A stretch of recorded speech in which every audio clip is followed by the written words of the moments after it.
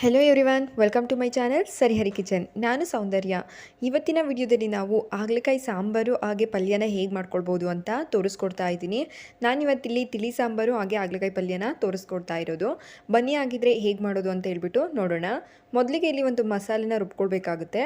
ಒಂದು mixer jar ಇಟ್ಕೊಬಿಟ್ಟು ಇದಕ್ಕೆ ಒಂದು ಮೀಡಿಯಮ್ ಸೈಜ್ ಈರುಳ್ಳಿನ ಕಟ್ ಮಾಡಿಬಿಟ್ಟು ಸೇರಿಸ್ಕೊಳ್ತಾ ಇದ್ದೀನಿ. ಜೊತೆಗೆ ಒಂದು ಟೊಮೊಟೊ, ಒಂದು 3-4 ಟೇಬಲ್ ಸ್ಪೂನ್ ಆಗುವಷ್ಟು ತೆಂಗಿನಕಾಯಿ ತುರಿನ ಹಾಕ್ಕೊಳ್ತಾ ಇದ್ದೀನಿ. ಹಾಗೆ ಒಂದು 4 ಇಕ್ಲಷ್ಟು ಬೆಳ್ಳುಳ್ಳಿ, ಸ್ವಲ್ಪ ಕೊತ್ತಂಬರಿ ಸೊಪ್ಪು, 1.5 ಟೇಬಲ್ ಸ್ಪೂನಷ್ಟು ಧನಿಯಾ ಪುಡಿನ ಹಾಕ್ಕೊಳ್ತಾ ಇದ್ದೀನಿ. ಹಾಗೆ 1 ಸ್ಪೂನಷ್ಟು ಖಾರದ ಪುಡಿನೂ ಕೂಡ ಸೇರಿಸ್ಕೊಳ್ತಾ ಇದ್ದೀನಿ. ಇದಿಷ್ಟನ್ನು ಹಾಕೋಬಿಟ್ಟು ಸ್ವಲ್ಪ ನೀರು ಹಾಕ್ಕೊಂಡು ರುಬ್ಕೊಳ್ಬೇಕಾಗುತ್ತೆ. ಫುಲ್ಲು ಫೈನ್ ಪೇಸ್ಟಾಗಿ ಈ ರೀತಿಯಾಗಿ ರುಬ್ಕೊಳ್ಬೇಕು. ನೆಕ್ಸ್ಟ್ ಇಲ್ಲಿ ಒಂದು ಕುಕ್ಕರ್ನ ತೊಗೊಂಡಿದ್ದೀನಿ. ಈ ಕುಕ್ಕರ್ಗೆ ನಾನಿಲ್ಲಿ ಒಂದು 3 ಹಾಗಲಕಾಯಿನ ಸಣ್ಣದಾಗಿ ಕಟ್ ಮಾಡಿಬಿಟ್ಟು ಅದರಲ್ಲಿರುವಂಥ ಬೀಜನ ತೆಗೆದಿದ್ದೀನಿ. ಬೀಜ ಏನಾದರೂ ಬಲ್ತಿದ್ದರೆ ತೆಗೀರಿ, ಇಲ್ಲಾಂದರೆ ಹಾಗೆ ಕೂಡ ಹಾಕ್ಕೊಳ್ಬೋದು. ಸ್ವಲ್ಪ ಕಡಲೆಕಾಳನ್ನು ನೆನೆಸ್ಬಿಟ್ಟು ಸೇರಿಸ್ಕೊಳ್ತಾ ಇದ್ದೀನಿ. ಜೊತೆಗೆ ನಾನಿಲ್ಲಿ ತರಕಾರಿಗಳನ್ನೂ ಕೂಡ ತಗೊಂಡಿದ್ದೀನಿ. ಮೂಲಂಗಿ, ಬೀನ್ಸು ಹಾಗೆ ಆಲೂಗೆಡ್ಡೆ. ನಾವು ಹಾಗಲಕಾಯಿನ ಫ್ರೈ ಮಾಡಿ ಹಾಕ್ಕೊಳ್ತಾ ಇಲ್ವಲ್ಲ, ಹಾಗಾಗಿ ತರಕಾರಿನ ಜೊತೆಗೆ ಹಾಕಿದರೆ ಸ್ವಲ್ಪ ಕಹಿ ಅಂಶ ಕಡಿಮೆ ಆಗುತ್ತೆ, ಅದಕ್ಕೋಸ್ಕರ. ನೆಕ್ಸ್ಟ್ ಇಲ್ಲಿ ನಾವು ರುಬ್ಬಿರೋ ಅಂಥ ಮಸಾಲೆನ ಹಾಕ್ಕೊಳ್ಬೇಕಾಗುತ್ತೆ.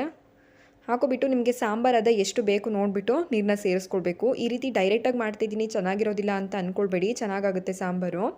ನೆಕ್ಸ್ಟ್ ಇಲ್ಲಿ ಒಂದು ಗೋಲಿ ಗಾತ್ರದಷ್ಟು ಹುಣಸೆ ರಸನೂ ಕೂಡ ಹಾಕ್ಕೊಂಡಿದ್ದೀನಿ. ಹಾಗೆ ರುಚಿಗೆ ಎಷ್ಟು ಬೇಕು ನೋಡಿಬಿಟ್ಟು ಉಪ್ಪನ್ನು ಕೂಡ ಸೇರಿಸ್ಕೊಳ್ಬೇಕು.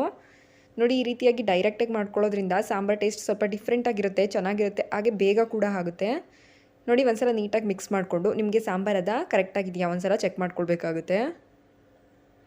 ನಾನಿಲ್ಲಿ ಸ್ವಲ್ಪ ಗಟ್ಟಿ ಇದೆ, ಹಾಗಾಗಿ ಇನ್ನೊಂದು ಸ್ವಲ್ಪ ನೀರನ್ನು ಕೂಡ ಸೇರಿಸ್ಕೊಳ್ತಾ ಇದ್ದೀನಿ.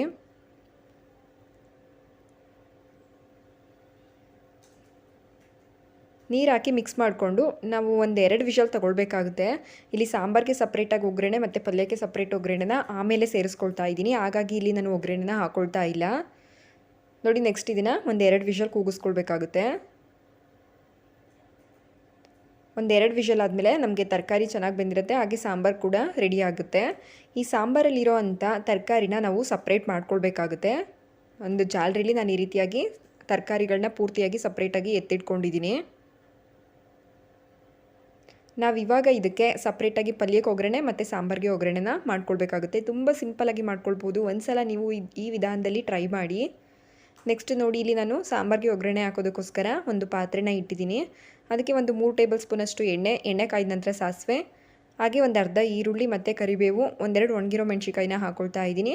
ಹಾಕಿಬಿಟ್ಟು ಹದವಾಗಿ 1 ನಿಮಿಷ ಫ್ರೈ ಮಾಡಿಕೊಂಡ್ರೆ ಸಾಕಾಗುತ್ತೆ. ನೋಡಿ, ಈ ರೀತಿಯಾಗಿ ಈರುಳ್ಳಿನ ಫ್ರೈ ಮಾಡ್ಕೊಳ್ಬೇಕಾಗುತ್ತೆ. ನೆಕ್ಸ್ಟ್ ಇದಕ್ಕೆ ಸಾಂಬಾರನ್ನ ರೆಡಿ ಮಾಡ್ಕೊಂಡಿದ್ದೀವಲ್ಲ, ಅದನ್ನು ಹಾಕ್ಕೊಳ್ತಾ ಇದ್ದೀನಿ. ನಾವು ಆಲ್ರೆಡಿ 2 ವಿಷಲ್ ಹಾಕಿಸ್ಕೊಂಡಿರೋದ್ರಿಂದ ಜಾಸ್ತಿ ಹೊತ್ತು ಕುದಿಸೋದು ಬೇಡ, 1 ಕುದಿ ಬಂದರೆ ಸಾಕು. ಈ ಟೈಮಲ್ಲಿ ನಾವು ಉಪ್ಪು ಖಾರ ಎಲ್ಲ ಚೆಕ್ ಮಾಡ್ಕೊಳ್ಬೋದು. ನೋಡಿ, ಸಾಂಬಾರದ ನಮಗೆ ಕರೆಕ್ಟಾಗಿ ಒಂದೇ ಹದದಲ್ಲಿ ಬಂದಿದೆ. ಸಾಂಬಾರು ಕಹಿ ಬರಲ್ಲ, ಹಾಗೆ ಪಲ್ಯನೂ ಕೂಡ ಕಹಿ ಬರಲ್ಲ. ಈ ವಿಧಾನದಲ್ಲಿ ಒಂದು ಸಲ ಟ್ರೈ ಮಾಡಿ. ನೋಡಿ, ಈ ರೀತಿ ಕುದಿ ಬಂದರೆ ಸಾಕು, 1 ಕುದಿ ಬಂದರೆ ಸಾಕು. ಸಾಂಬಾರು ಕುದ್ದಿರೋದ್ರಿಂದ ಜಾಸ್ತಿ ಹೊತ್ತೇನು ಕುದಿಸೋದು ಬೇಡ. ಇವಾಗ ಸಿಂಪಲಾಗಿ ಸಾಂಬಾರು ರೆಡಿ ಆಗಿದೆ. ನೆಕ್ಸ್ಟ್ ಇಲ್ಲಿ ಪಲ್ಯ ಹೇಗೆ ಮಾಡ್ಕೊಳ್ಳೋದು ಅಂತ ನೋಡೋಣ ಬನ್ನಿ. ಪಲ್ಯ ಮಾಡೋದಕ್ಕೋಸ್ಕರ ಒಂದು ಬಾಣಲೆ ಇಟ್ಬಿಟ್ಟು ಇದಕ್ಕೆ ಒಂದು 3 ಟೇಬಲ್ ಸ್ಪೂನಷ್ಟು ಎಣ್ಣೆ, ಹಾಗೆ ಎಣ್ಣೆ ಕಾಯ್ದ ನಂತರ ಸಾಸಿವೆ ಹಾಕ್ಕೊಳ್ತಾ ಇದ್ದೀನಿ. ನೆಕ್ಸ್ಟ್ ಇಲ್ಲಿ ಒಂದು ಮೀಡಿಯಮ್ ಸೈಜ್ ಈರುಳ್ಳಿನ ಸಣ್ಣದಾಗಿ ಕಟ್ ಮಾಡಿಬಿಟ್ಟು ಹಾಗೆ ಅದ್ರ ಜೊತೆಗೆ ಸ್ವಲ್ಪ ಕರಿಬೇವಿನ ಸೊಪ್ಪನ್ನು ಕೂಡ ಹಾಕ್ಕೊಂಡಿದ್ದೀನಿ. ಹಾಕ್ಬಿಟ್ಟು ಈರುಳ್ಳಿ ಎಲ್ಲ ಸಾಫ್ಟ್ ಆಗೋವರೆಗೂ ಕೂಡ ಫ್ರೈ ಮಾಡ್ಕೊಳ್ಬೇಕಾಗುತ್ತೆ.